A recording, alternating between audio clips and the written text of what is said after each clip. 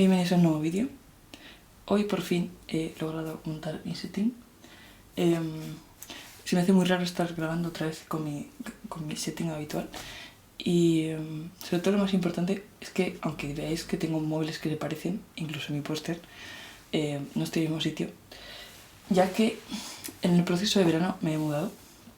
Y de hecho, pues por eso habéis visto como tantos cambios en el canal. Y he grabado todos los vídeos con el móvil y sin mi trípode. Ha sido un verano bastante caótico en ese aspecto. O sea, he intentado mantener mi ritmo de subida siempre, pero no he podido grabar como con mis cosas. Al principio de verano no tenía mi cámara de fotos para grabar. A final de verano no tenía el trípode para grabar, así que ha sido como eso. Me faltaban las cosas que yo solía utilizar. Así que se me va a hacer un poco raro volver a eso, pero voy a intentarlo. Hoy voy a hacer el vídeo de resumen de lecturas de este verano, que va a ser un vídeo larguísimo, pero voy a intentar ser lo más concisa y no enrollarme demasiado, salvo que quiera hacer una reseña o quiera hablar de algo en concreto. Pero voy a intentar como no enrollarme demasiado en lo que he leído, porque han sido como bastantes cosas. Pero quiero hablar sobre mi drama actual, que es... me está costando mucho concentrarme últimamente, también porque tengo pronto un examen de oposición, lo cual no está ayudando nada a mi concentración en general. Y tengo como una pila de libros a medias, que no es que tenga pocas ganas de leerlos, sino que no me concentro para nada. Entonces como que os voy a enseñar todos los que tengo, para que veáis que no exagero.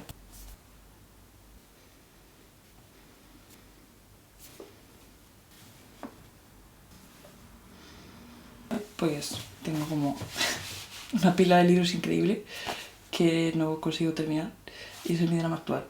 Al principio os iba a enseñar solamente los que iba a leer, pero no puedo enseñaros porque los tengo todos a medias, no tiene ningún sentido que los enseñe. Pero bueno, sí que me gustaría hablar de este libro que empecé hace poco, lo encontré en la biblioteca. Se llama La página escrita y es un manual de escritura de Jordi Sierra y Fabra, que es un autor catalán, creo que es bastante conocido. Y me gusta porque es o sea, se supone que es un libro de escritura, como sobre método de escritura, pero no exactamente. Y me gusta porque como que él habla un poco de las cosas que a él le funcionan, sus opiniones y cosas así. Y como que él es como muy específico en lo de decir que no cree que su método sea el mejor, simplemente que es el que a él le funciona. Y me gusta porque a mí me gusta mucho leer lo que otros escritores opinan sobre cómo hay que hacer las cosas, y un poco también esa flexibilidad de entender que a cada escritor le funciona una cosa diferente y todo es válido en ese aspecto. Así que me gusta. Y nada, llevo poco leído, pero bastante interesante, y os contaré si logro terminar lo que pienso de él. He agrupado los libros en 3 secciones. No os voy a poder enseñar todos porque no los tengo aquí, pero bueno, alguno os puedo enseñar en físico. Y eso, los he agrupado como por diferentes secciones, sobre todo porque como sé que hay gente a la que no le interesan los cómics, entonces prefiero como centrarme como en diferentes cosas para cada tipo de lector que le pueda interesar. Voy a empezar por los cómics, entonces por la gente a la que no le interesan los cómics puede saltar a otra sección. Entonces, primero quiero hablar sobre el cómic Todavía estoy vivo, de Roberto Saviano, que lo leí en mayo o junio, y fue un cómic que leí de la biblioteca porque sé que está bastante famoso. Y bueno, Roberto Saviano es un autor que he leído, bueno, bastante no, pero he leído un par de cosas suyas. Entonces tenía como curiosidad por saber qué va el cómic y tal, cómo cambió su vida a raíz de escribir Gomorra, y cómo te cambia la vida siendo protegido por la justicia, y pues cómo te limita mucho en tu vida cotidiana y hace que no puedas relacionarte con la gente, en fin. Pero bueno, como que tampoco me encantó. De hecho, como que yo creo que si habéis leído algo de Roberto Saviano no necesitáis leer el cómic, más allá de si tenéis curiosidad, como era mi caso, pero no siento que aprendí nada que no hubiese estado en sus libros antes. Y es que el estilo de cómic tampoco me encantó, entonces pues eso, como que no eché de menos esa parte visual. También leí Algunos días de verano, no recuerdo el autor ahora, que me lo prestó mi padre. Es una novela gráfica más que cómic, y tampoco me encantó. especialmente, igual también, porque el estilo de dibujo como que tampoco me encantó y el guión tampoco es que dijera gran cosa. Entonces, pues, sin más. O sea, estuvo bien, está entretenido, pero no me fascinó tampoco. De hecho, ni me acuerdo muy bien de qué iba. Creo que iba como sobre la infancia, o iba como de un niño que se escapaba de casa. No sé. O sea, no estaba mal, pero tampoco me parecía que fuese como muy relevante o muy impactante en ningún sentido. Así que leí de Paco Roca 2 cómics que mi padre me prestó también. El primero fue La Casa, que la verdad que tenía muchísimas ganas de leer este cómic, porque, bueno, aparte de que estuvo nominado a un premio Eisner, y también hicieron una película, que ha sido un cómic con bastante relevancia, yo creo. Y es un autor al que he leído bastante, entonces como que siempre tengo la expectativa de leerlo, a ver de qué forma me puede sorprender. Y la verdad es que me encantó. O sea, este cómic me encantó. Me encanta Paco Roca, pero es que para mí este cómic es brillante. Lloré cuando acabé el cómic, evidentemente. Lloré como muchísimo. Hacía mucho tiempo que no leía tanto, o sea, que no lloraba tan fuerte. Y nada, es un cómic que a mí me emocionó un montón. Y nada, cuenta la historia de una familia que su padre se muere y pues él tiene una casa en el campo. Y pues su iniciativa es vender la casa, pero pues conforme van recordando cosas de la casa, expectativas que él tenía, la historia de su padre, pues como que empiezan a pensar que si merece la pena o no vender la casa o no. Entonces como que es un poco parte de la gracia, consiste en esa forma de cambiar la mentalidad sobre su padre. Y bueno, yo qué sé, o sea, es que me emocionó muchísimo, la verdad. Luego vi la película también, que está bien, pero claro, por el cómic. Si habéis leído el cómic, la película no os va a aportar más que el cómic. Así que me encantó. Ese cómic es maravilloso. Y luego después leí Regreso al Edén, también de Paco Roca, que la verdad no me encantó como el otro, porque el otro me volvió loca. Pero la verdad es que es un cómic súper interesante, también como muy del estilo de Paco Roca, no solamente en el dibujo, sino como los temas que plantean, habla sobre la memoria, sobre la posguerra en Valencia, la posguerra de la guerra civil, me refiero. Y también como que me gusta de este cómic que utiliza un objeto, que es una fotografía, para rastrear como toda la historia personal a través de esa foto, como rodeando esa foto.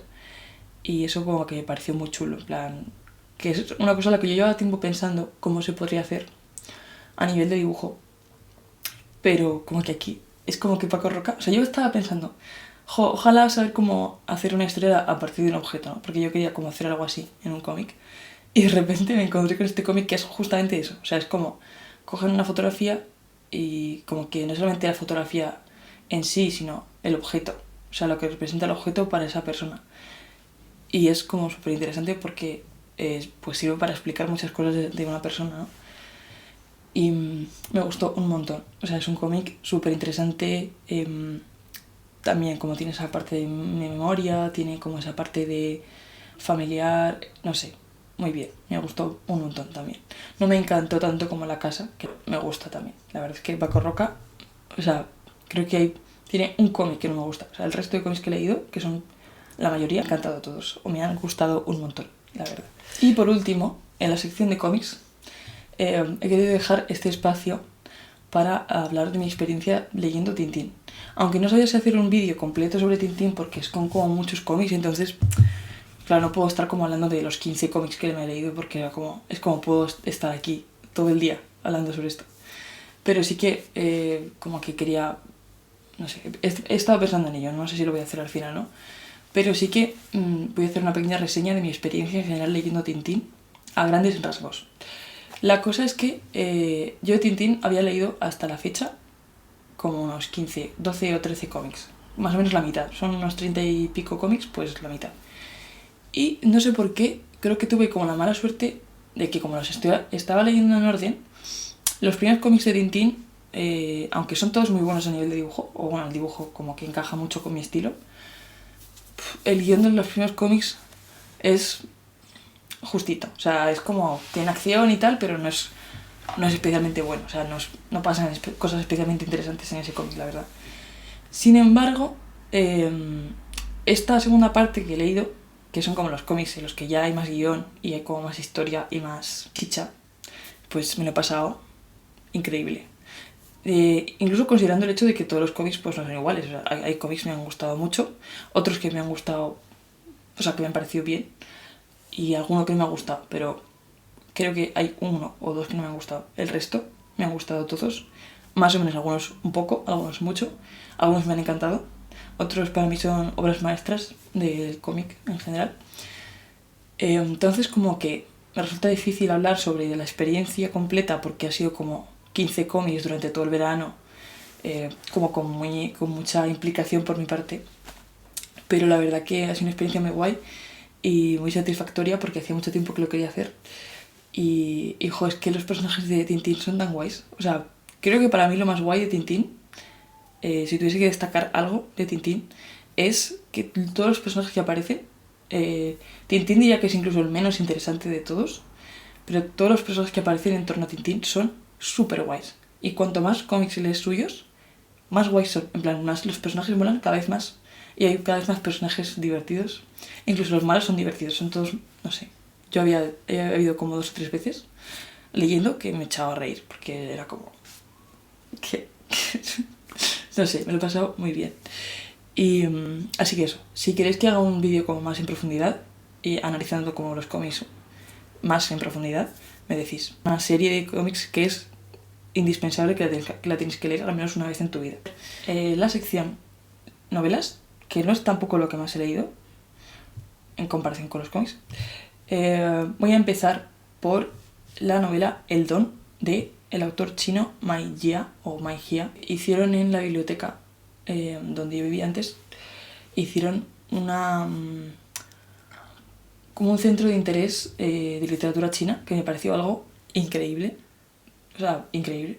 Entonces tenían como un mogollón de selección de libros de autores chinos, autores que nunca había escuchado hablar de ellos y títulos que nunca había escuchado hablar de ellos. Entonces también tenía ganas como de leer algún libro para meterlo en mi reto de lectura de países. Y pues este me llamó la atención porque iba sobre servicio secreto, matemáticas, como que son temas que me interesan. Y pues me cogí este. Y pues estuve leyéndolo durante el mes de mayo más o menos. Es un libro como de 400 o 500 páginas, o sea que no es un libro precisamente corto. Y bueno, o sea, tengo sentimientos encontrados porque creo que es un libro con mucho potencial, que no sabe cómo aprovechar al 100% su potencial, y eso hace que no sea tan bueno como esperarías que fuera. Dicho eso, creo que es un libro muy interesante, muy interesante, y súper, o sea, el estilo de lectura es sencillo, no tiene como mucha complicación, no es una persona especialmente descriptiva, es como muy de ir a la cuestión central. Y creo que está guay como que esté ambientado en China y te cuente como ciertas cosas de la historia de China, aunque no sea una novela histórica. O sea, no te explica la revolución china de Mao. Simplemente como que te contextualiza que lo que está pasando tiene que ver con lo que sucede a nivel político, evidentemente. Pero está guay que esté ambientada en esa época y como que entiendas como de qué forma se conectan los hechos objetivos con la realidad, ¿no? Y bueno, la historia es la historia de una familia china que empieza en una generación en la que hay una mujer que tiene un don para las matemáticas.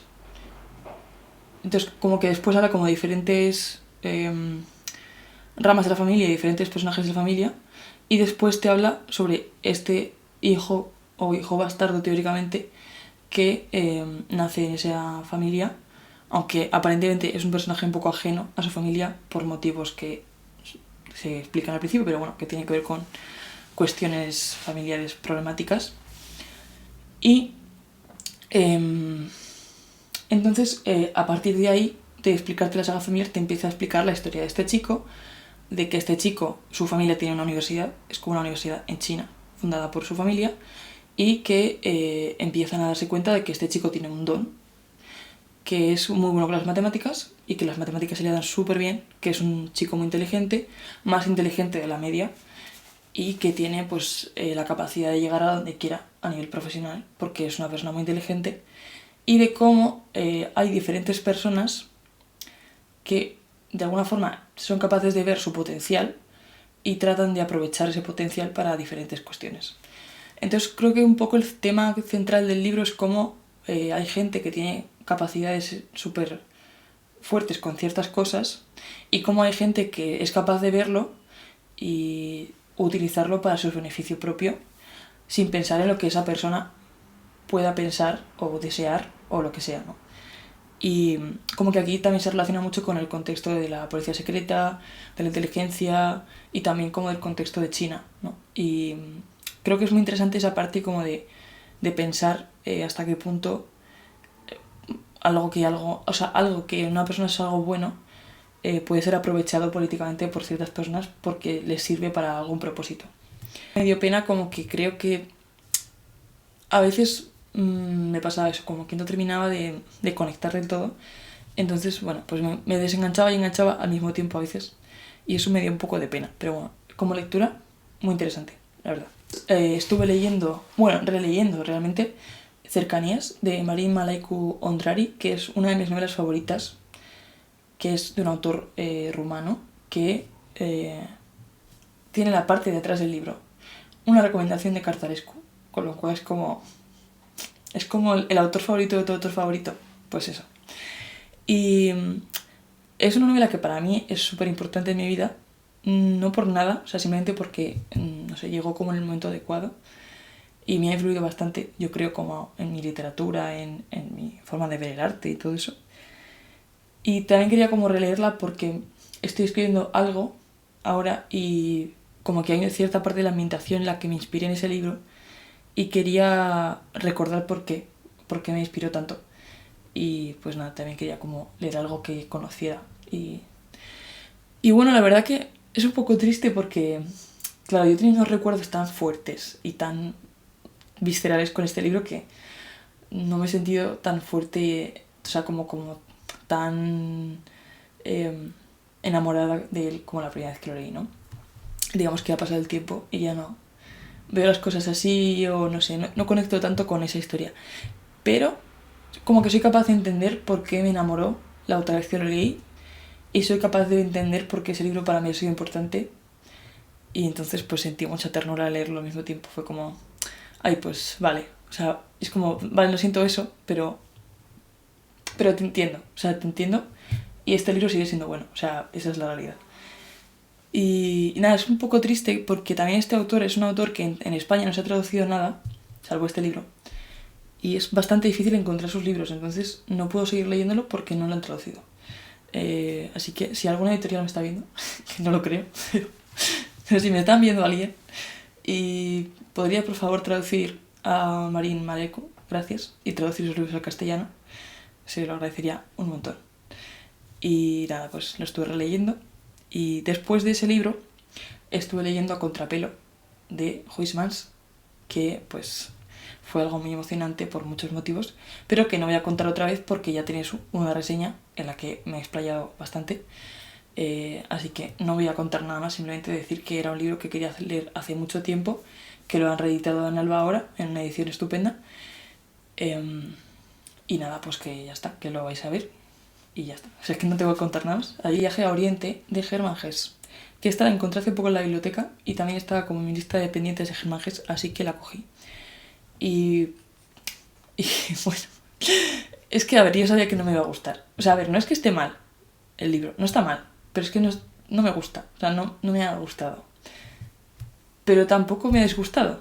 Entonces, yo sabía que tampoco me iba a encantar, porque es como una novela que escribió en su época en la que él estuvo viajando por Asia, que es la misma época en la que escribió Siddhartha, ¿no? Y Siddhartha es un buen libro, el tema es que yo no conecto mucho con el budismo, no conecto mucho con ese rollo de la India, los viajes astrales, yo con esas cosas no conecto mucho. Igual que conecto con otras filosofías orientales, con el budismo y ese tipo de cosas no conecto mucho. Ese mundo hippie no encaja conmigo. Entonces yo sospechaba que Viaje a Oriente iba como por el mismo camino y efectivamente iba por el mismo camino. Entonces, bueno, pues ya está. Quiero decir, pues es una novela que está bien. Creo que es interesante lo que plantea, que es, de nuevo, como en todos los libros de Germán Hesse, hay un protagonista que tiene como una búsqueda espiritual por hacer, y entonces todo el libro consiste en que esa persona hace diferentes cosas para encontrarse espiritualmente.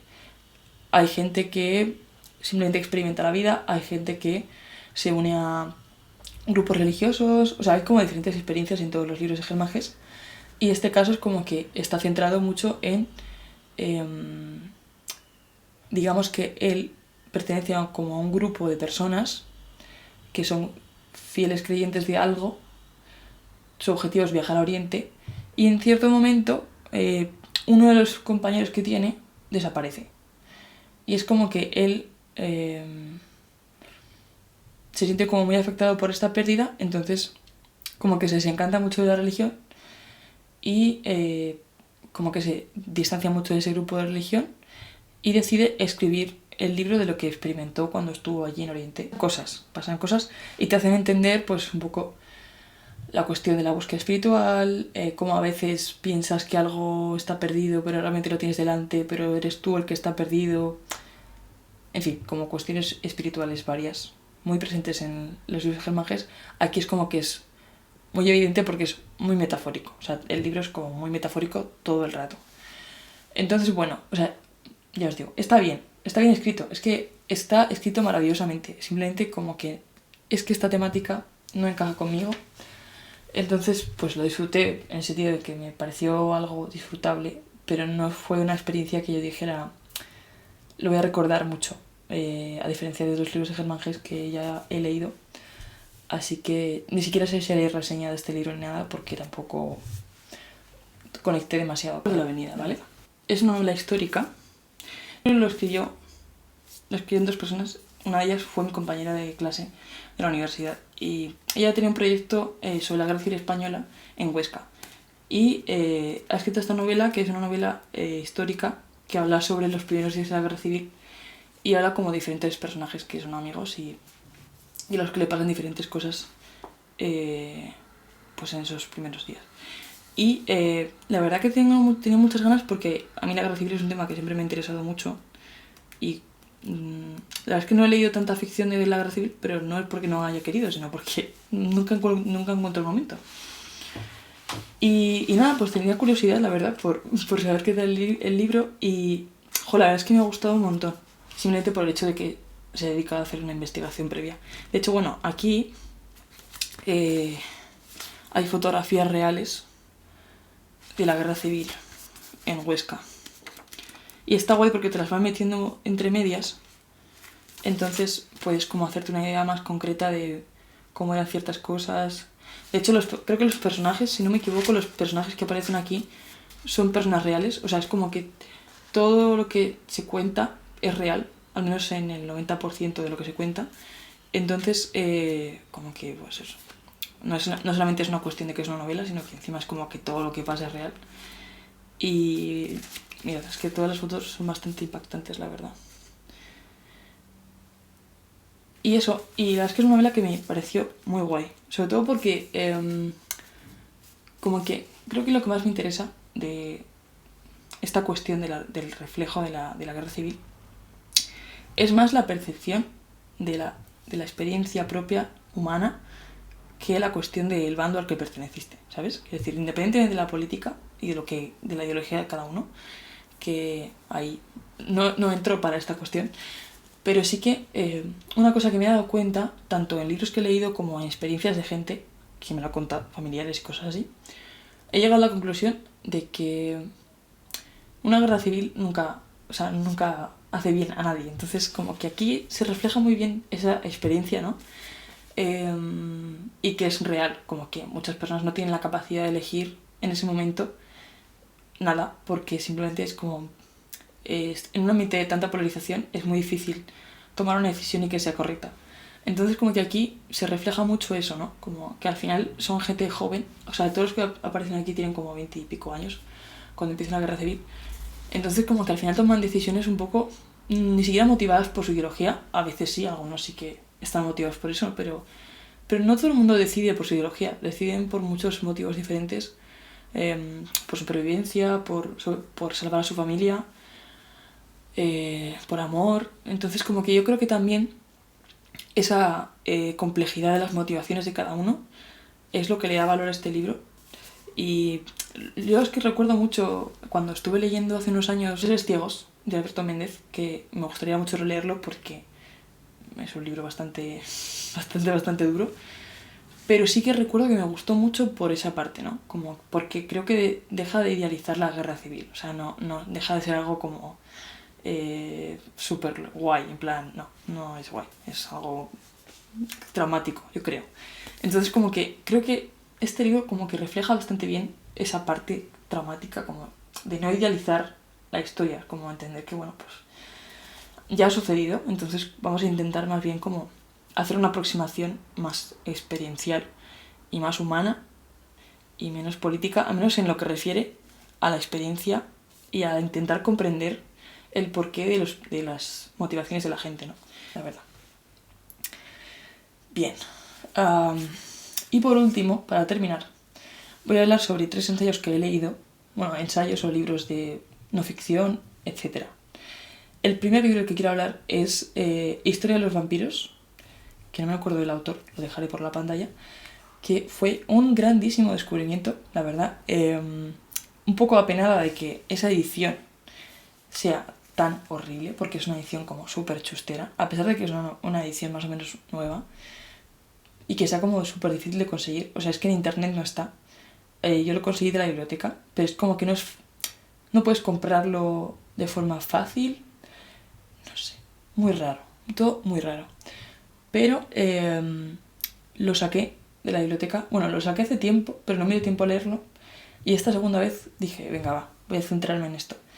Y tenía mucha curiosidad por leerlo porque no es fácil encontrar libros que hablen sobre la historia de los vampiros en un sentido antropológico y etnográfico, que no sea algo mitológico o un blog chustero de internet. O sea, que no sea como alguien diciendo, sí, porque el mito no sé cómo. O sea, no. Yo buscaba que me dijeran evidencias no de que existen los vampiros, sino de por qué la gente considera que los vampiros son una cosa y de qué forma en cada cultura eso es una realidad.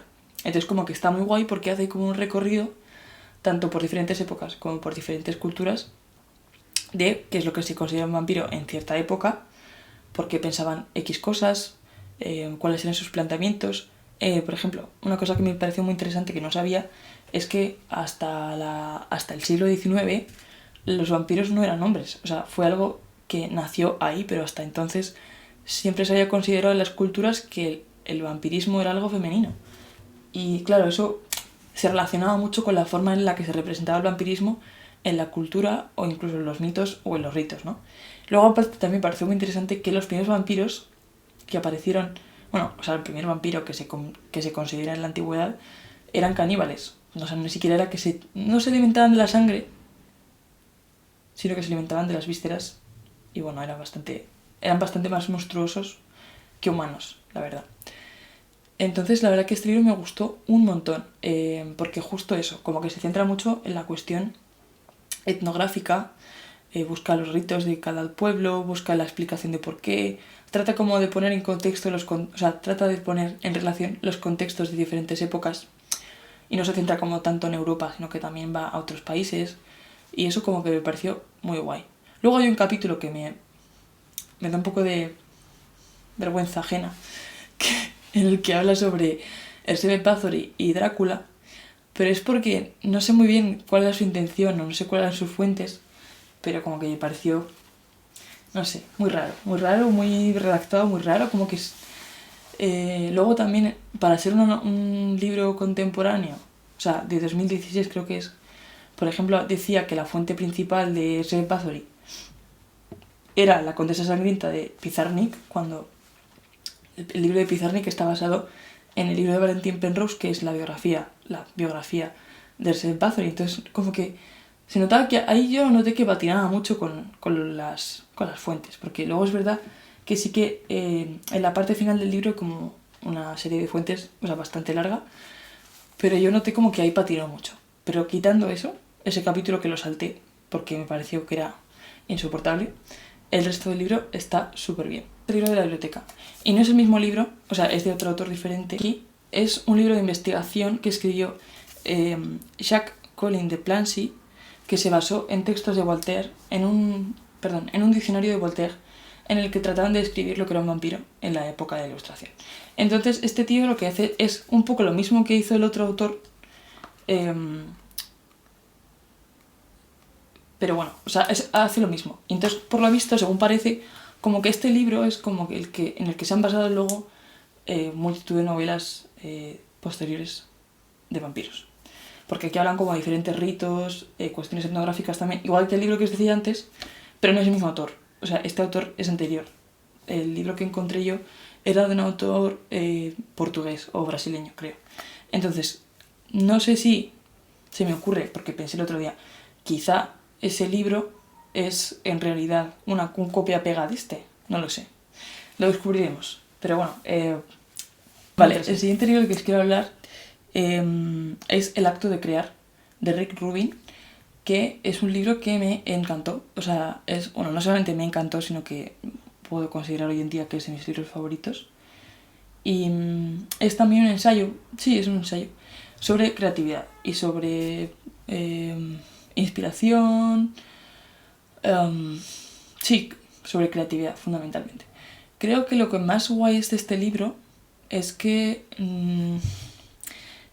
no es un manual que te enseña a crear cosas, sino es como una especie de fuente de inspiración que puedes tener para cuando pues lo necesites, ¿no?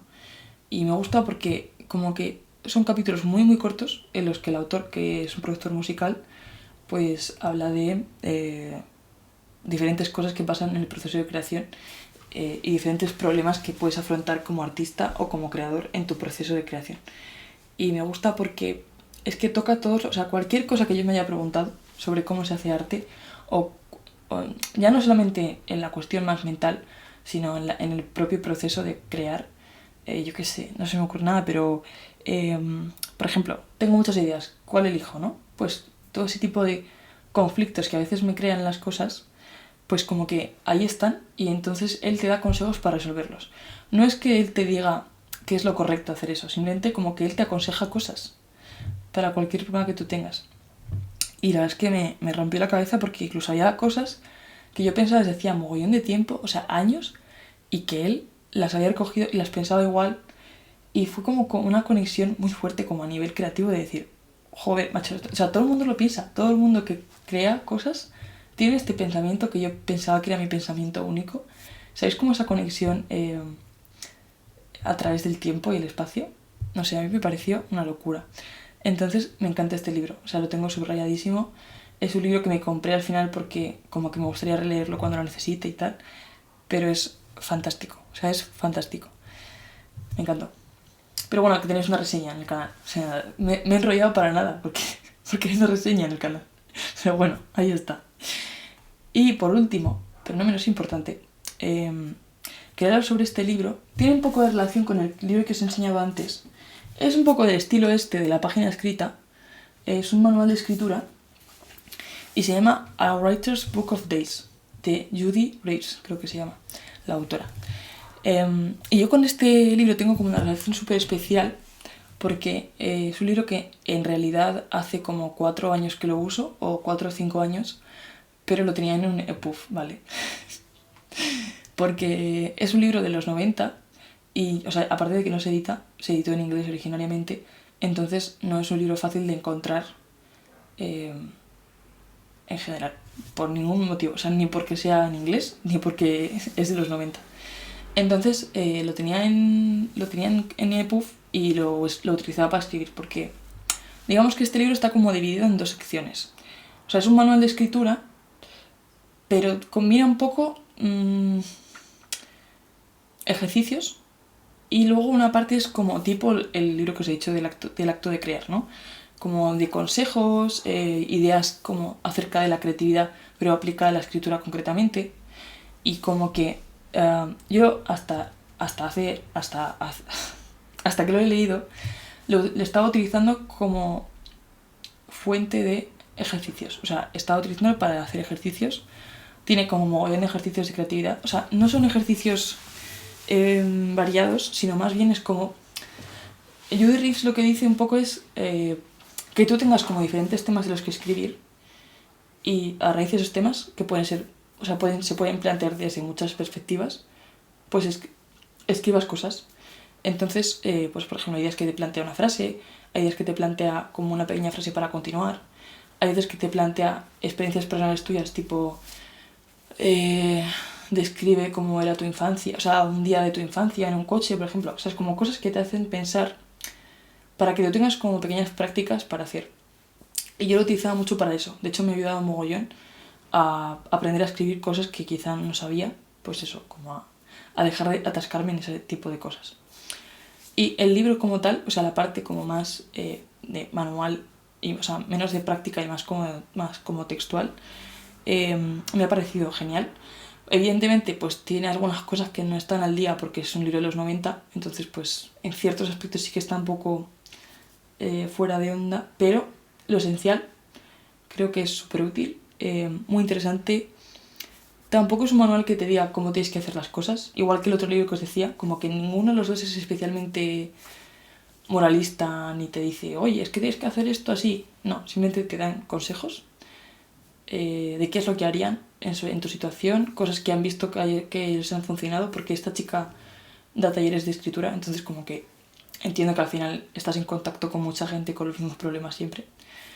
Y me inspiró mucho, me sentí como súper inspirada todo el tiempo y me di cuenta de eso, pues lo valioso que es como tener gente a la que poder leer, con la que compartir mentalmente cosas, en el sentido de, por ejemplo, yo cojo este libro de un escritor en el que me habla sobre cómo escribir, no es como que lo que él diga va a misa, o sea, simplemente como que es interesante ver lo que a él le funciona, por qué le funciona a él, aunque a ti no te funcione, y un poco entender diferentes métodos, que al final es lo que a ti te va a ayudar a encontrar tu propia forma de hacer las cosas. Entonces, la verdad que yo desde que encontré el libro este de A Writer's Book of Days, me siento que soy mejor escritora, simplemente por eso, porque me siento como muy inspirada a hacer cosas con ese libro, y después de haberlo leído como libro de texto, aún mejor.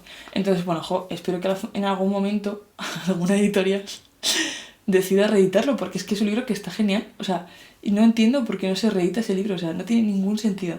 O sea, es un libro súper práctico. Judy Rees probablemente está viva, con lo cual podría hacer una adaptación de ciertas cosas del presente.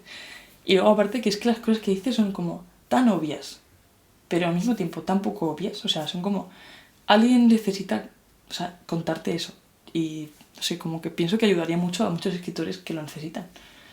Pero bueno, no sé, supongo que tiene que llegar la persona que lo edite, ¿no?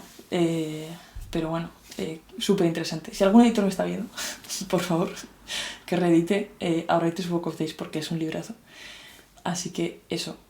Pues nada, y estos han sido todos los libros que he leído este verano y los que estoy leyendo. Sí, eso. Gracias por ver este vídeo. Espero que os haya gustado. Dejadme en comentarios, por favor, qué habéis leído este verano. Si habéis leído un libro, 2, 3, me da igual, los que queráis, me comentáis cuáles os han gustado más, menos, si tenéis alguna expectativa para este otoño. Yo ya comenté en Instagram que no tenía ninguna expectativa de lectura. Por cierto, inciso, me cambié de cuenta de Instagram. Lo dejé o sea, está puesto en la cajita de descripción, pero voy a dejaros en la pantalla mi nuevo nombre porque me borré la cuenta anterior. Me da muchos problemas. Así que nada, me cambio de cuenta. Y eso, en Instagram comenté que no tengo muchas expectativas para la lectura de este otoño porque luego nunca cumplo nada. Y encima como que he estado muy desconcentrada por la oposición, entonces no puedo comprometerme a eso. Así que... Pero bueno, espero al menos terminar alguno de los que tengo aquí. Así que ya os contaré cómo va avanzando la cosa. Así que nada, gracias por ver este vídeo. Y nos vemos en otro vídeo hablando sobre libros. Adiós.